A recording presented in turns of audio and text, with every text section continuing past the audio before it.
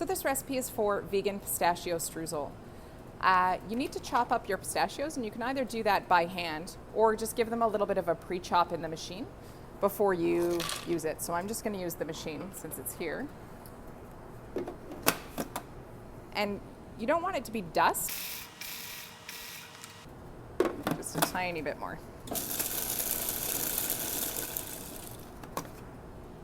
There we go.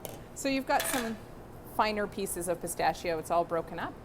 And then what I've got in this container is the coconut oil, the flour, and the icing sugar. So I'm just going to dump all of that in. And what I want to do is I want to pulse it until I get a good sandy texture going.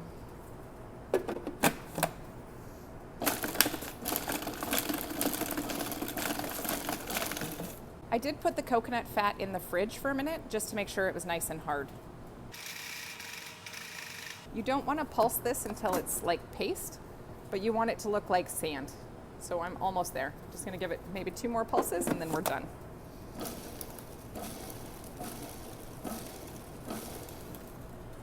Good.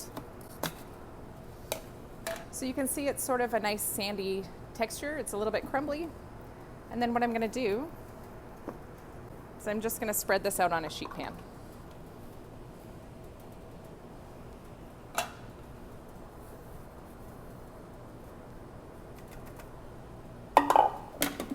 You could probably make this gluten-friendly as well by substituting the all-purpose flour for the for rice flour. Okay, I'm just going to throw that in the oven. It's going to be just sort of barely lightly golden. That's how we'll know it's done. So our pistachio streusel is done. It's just come out of the oven. You can see it's just barely lightly golden brown. And all I want to do is I just want to crumble it up a little bit. So this is just going to be some added texture on the plate. I'm just going to crumble it a little tiny bit, and then I'm just going to put it in a container.